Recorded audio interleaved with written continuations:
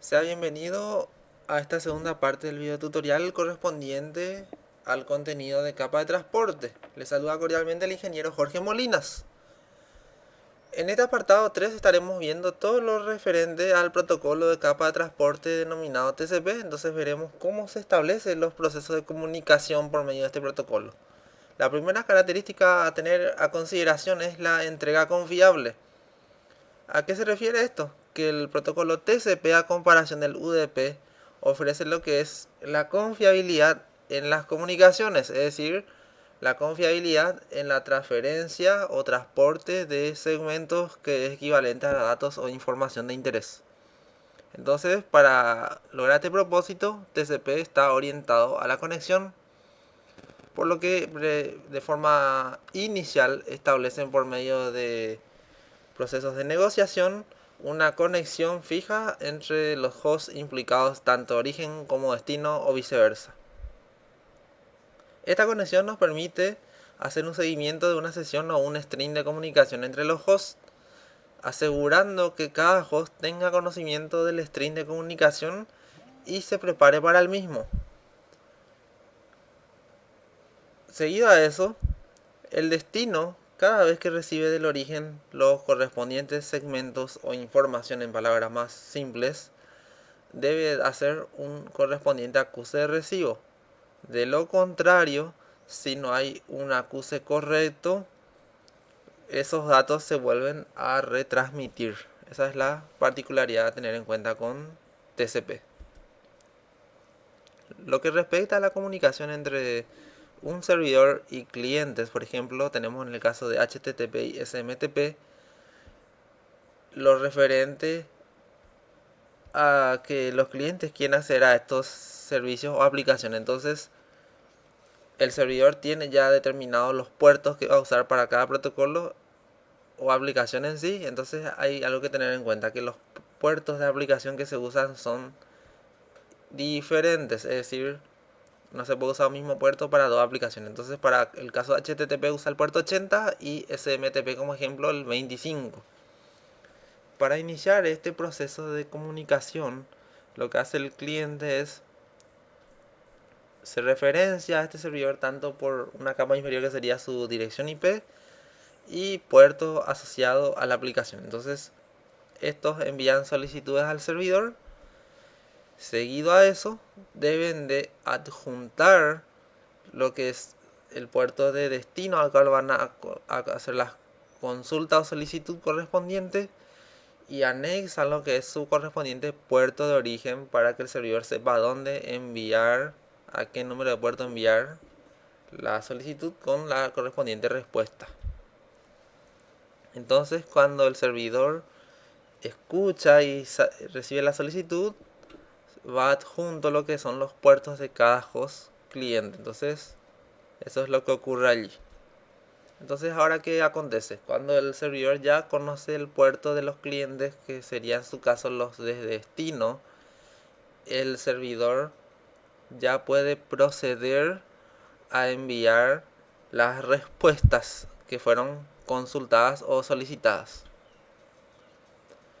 De este modo, la respuesta del servidor a los clientes TCP utiliza el puerto de destino del paquete de solicitud como puerto de origen, es decir, lo opuesto. Lo que es para el servidor su puerto de origen, para el host es como destino, y lo que es el destino para el host es el origen para el cliente. Eso es lo que acontece allí. Entonces, una vez que se conocen esos parámetros, ya puede haber una transferencia o intercambio de segmentos o datos entre cliente y servidor, respetándose ese esquema de modelo. Lo que respecta al establecimiento de la conexión es el proceso de negociación para establecer un canal de comunicación orientada a la conexión TCP entre dos hosts implicados. Entonces el primer aspecto a negociar entre ambos es la sincronización de aspectos de comunicación, tales como la secuencia, que la parte de control o de bits de control establecidos estén adecuados, la velocidad, entre otros aspectos básicos. Entonces, cuando el host A envía eso al host B, este da el OK de recibido, este también lo que hace es enviar una aceptación de la sincronización, y una vez que se acepta esta sincronización de forma mutua y se conoce lo que es la intención de establecer la conexión, en el paso 3, que es el final, se procede a establecer esta comunicación.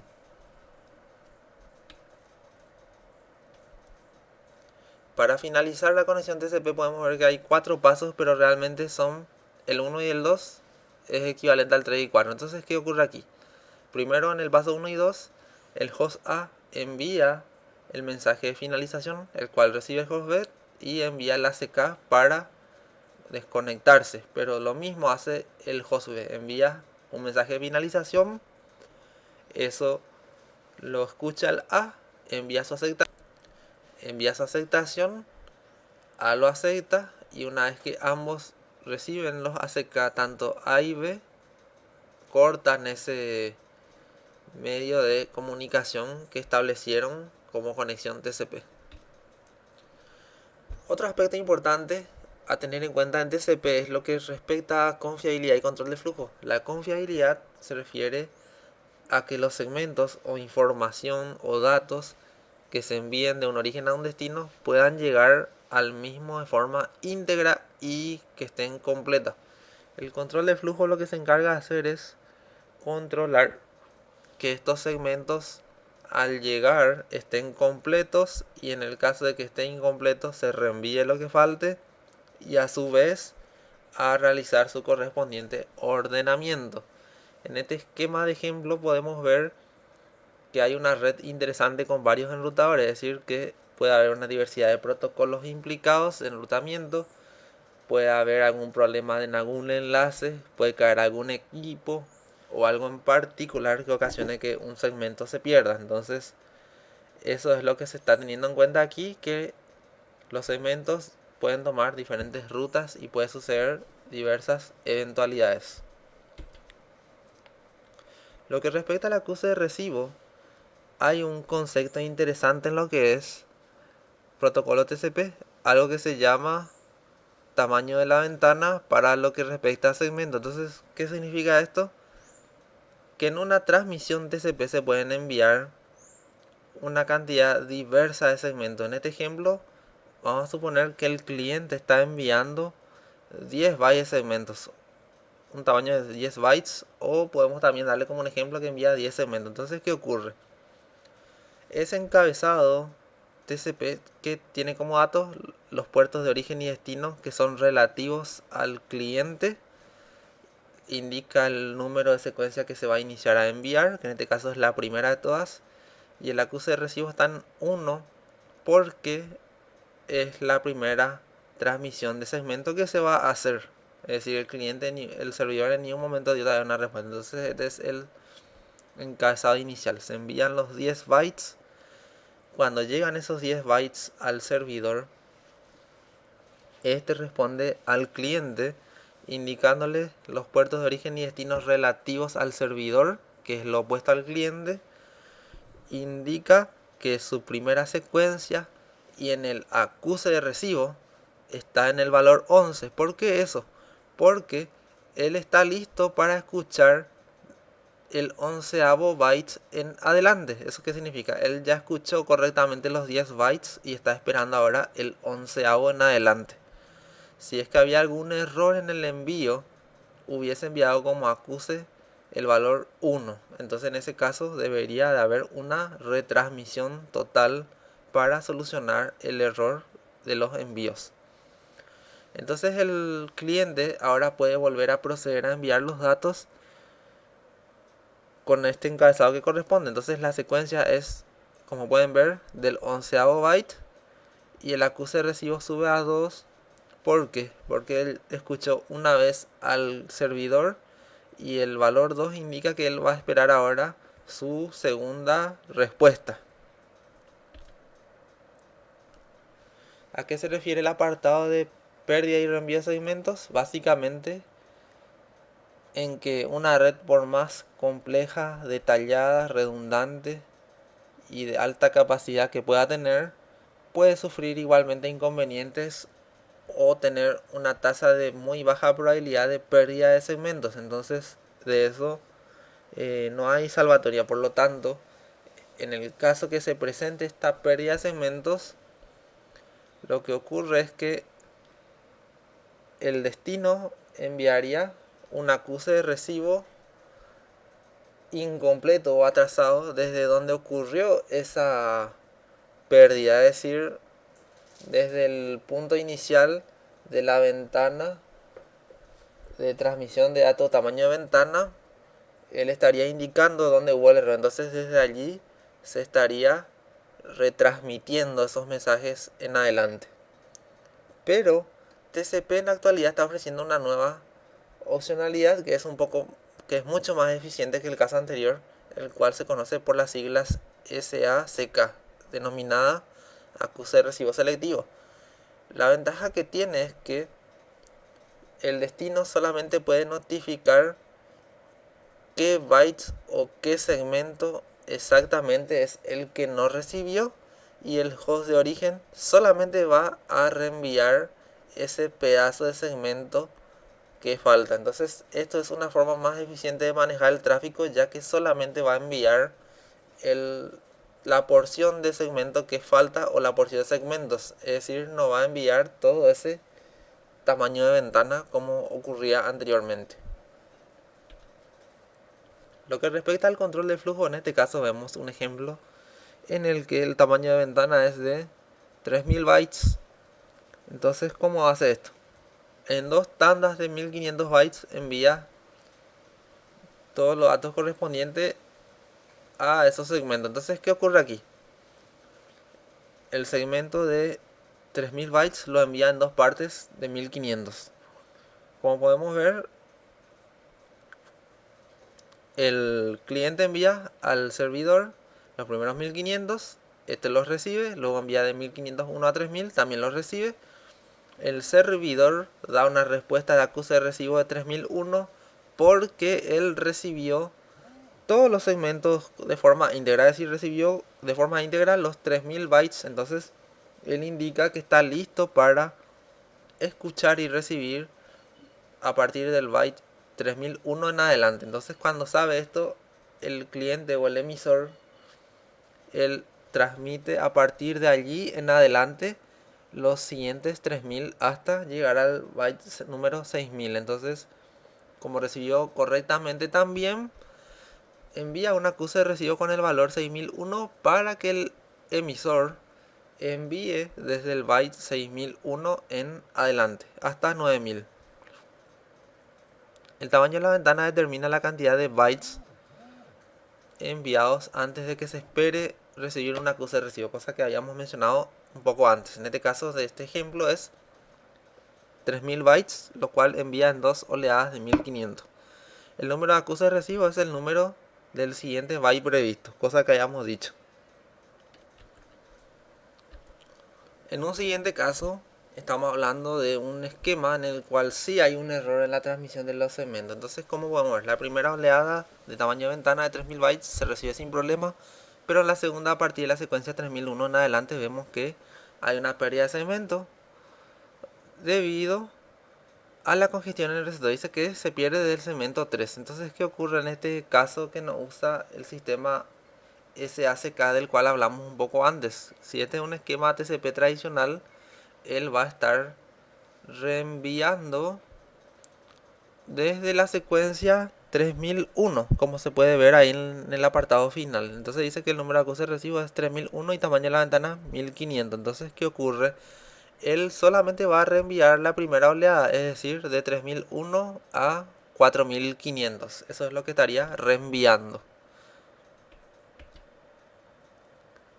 Algo antes de pasar aquí, como podemos ver, el tamaño de la ventana es 3000 y el haber hecho en dos oleadas de 1500 permite que si hay un error en una de las mitades, solamente pueda reenviarse esa primera mitad con problemas.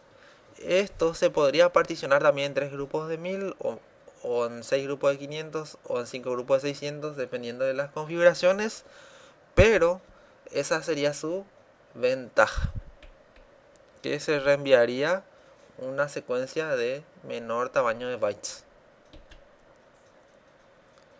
Yendo a lo que es el protocolo UDP, que es la otra opcionalidad de capa de transporte como protocolo de transmisión de datos, tenemos que es un protocolo simple que tiene solamente las funcionalidades más elementales, por lo que su sobrecarga es mucho menor a la TCP, pero no significa esto que sea un protocolo peor a TCP, sino que tiene otras aplicaciones o en otro sentido otro tipo de uso práctico que se le pueda dar. Entonces, por lo tanto, los usos correspondientes a esos casos no necesitan que haya una retransmisión, tampoco que haya una secuenciación, ni un control de flujo, ni lo que respecta a confiabilidad.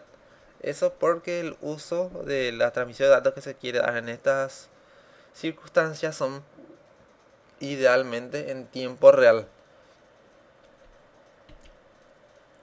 Aquí podemos ver un caso comparativo respecto al TCP, que el ensamble de datagramas UDP, qué diferencia tiene con los segmentos en TCP. La diferencia es la siguiente: se particiona nuevamente el dato de gran tamaño en 6 grupos. Esto recorre a través de la red, pero no llegan al destino de forma íntegra los 6 datagramas. Se perdió el tercero. Entonces, ¿qué ocurre aquí? Aparte de que se perdiera el tercero, vemos que hay un desorden en estos datagramas. Entonces, ¿qué conclusiones se sacan? Que los datagramas perdidos no se vuelven a enviar y los datagramas desordenados no se vuelven a ordenar. Esa sería la diferencia respecto a TCP. En el caso del esquema del servidor es algo muy similar a lo que pasó con TCP. Cuando los clientes hacen una solicitud, en este caso como ejemplo tenemos el servidor DNS y Radius. Entonces, cuando se envían estas solicitudes, los clientes envían esta petición al servidor. Seguido a eso, envían también lo que respecta a su puerto de origen para que el servidor pueda conocer eso. Una vez que el servidor solicita y conoce esos datos, ¿qué es lo que ocurre? Que él en algún momento ya va a poder darle su respuesta correspondiente, como podemos ver en este esquema. La respuesta del servidor a los clientes UDP utiliza el puerto de origen del paquete de solicitud como puerto de destino, es decir, lo que para el cliente es origen y destino, para el servidor es lo opuesto, sería su destino y origen.